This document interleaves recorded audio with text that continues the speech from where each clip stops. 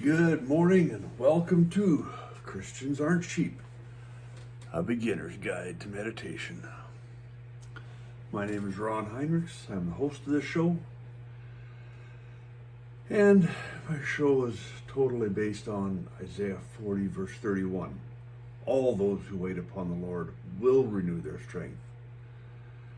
They will rise up with wings like eagles.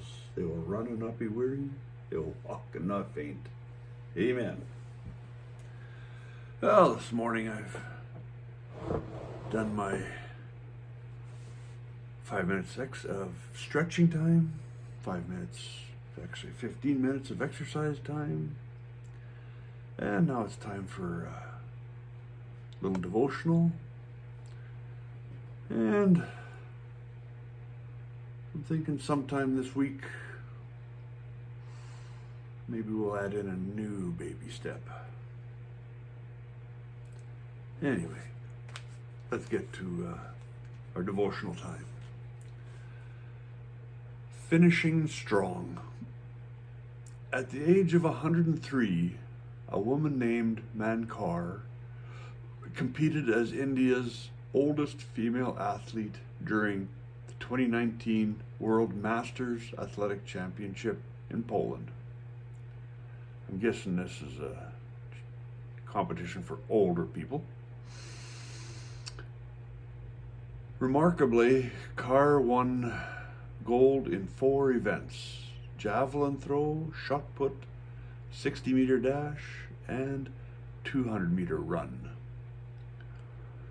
But most astounding was that she ran faster than she ran in the 2017 championship. A great-grandmother running into her 2nd century, Carr showed how to finish strong. The Apostle Paul wrote to Timothy, a younger disciple, of how he'd entered his concluding years. "The time for my departure is near," Paul wrote.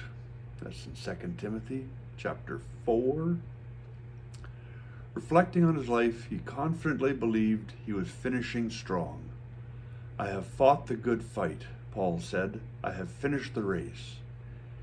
He wasn't confident because he'd calculated his impressive accomplishments or surveyed his vast impact, though they were immense.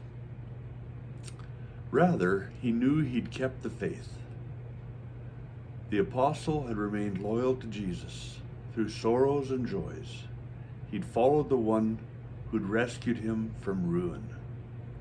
And he knew that Jesus stood ready with a crown of righteousness, the joyful finale to his faithful life.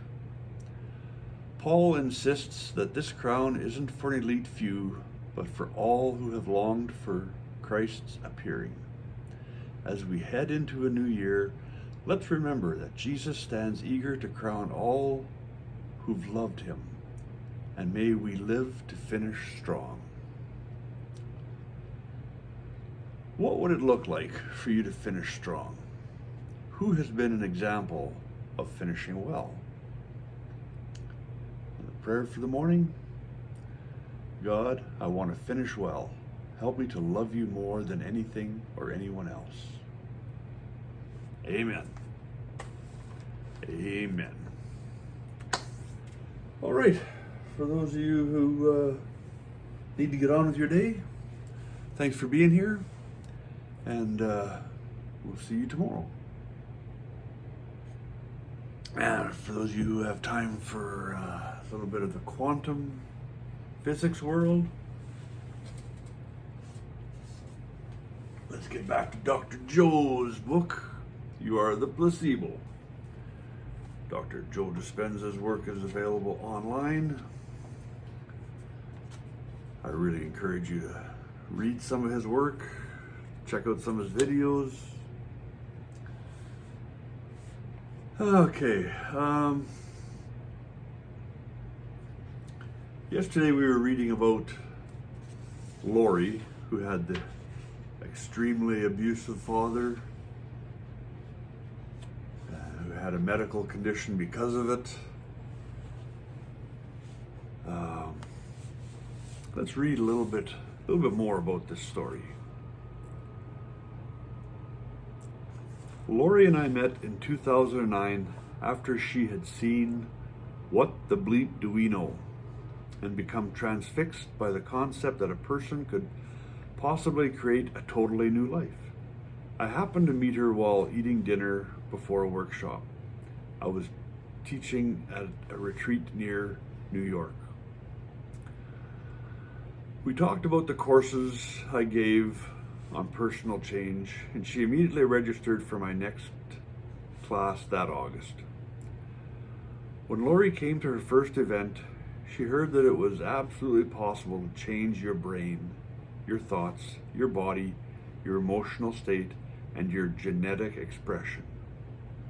During the workshop, I talked about physical change, but Lori's beliefs about her disease and her body were tenacious, and her emotions were stuck quite firmly in her past. She had absolutely no intention of healing her body, mostly because she didn't really believe it was even possible. She came because she just wanted to feel better on the inside. Lori immediately applied the principles I taught as best she could, even though she couldn't seem to feel different by choice. The very first thing she did, almost immediately after that first weekend course, was to stop sharing her diagnosis with others. That's an important part. Even though she couldn't control her emotions, she figured that she still had control over what she said out loud. So unless she needed to ask for a chair at a party or explain to a date why she couldn't take a walk with him, she stopped acknowledging her condition altogether. Lori chose to focus on where she was headed in her future, toward a happy inner self, a deep connection to some unknown divine source, a wonderful job that she'd excelled at, a life partner, and close and healthy relationships with friends and relatives. Lori next concentrated on changing a few simple behaviors. She watched her thoughts and words and reminded herself repeatedly to stop her old, repetitive, destructive patterns. She kept doing the meditations and taking my courses. In order to assign meaning to what she was doing, she reread her class notes religiously and kept in touch with as many fellow students as she could. In time, some small but perceptible percentage of the day, Lori felt better, taller, abler, and stronger. She'd say change to herself 20 times a day. Whenever she noticed her mind drifting to her past, whenever she noticed her mind drifting to her past, although negative thoughts sneaked through 100 times a day, little by little, Lori created a few new thoughts and wrote them down and attempted to believe them deeply. Lori worked hard at it, but it took almost 2 years before she could really feel those new thoughts.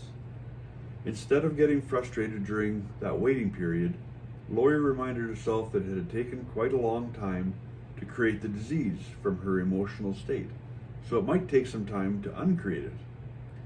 She also reminded herself that she'd have to go through a biological, neurological, chemical, and genetic death of the old self before the new self emerged.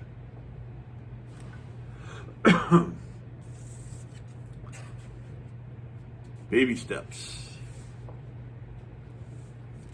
That's what I'm all about.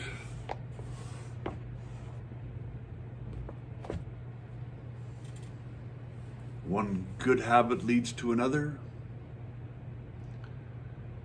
When you master some baby steps,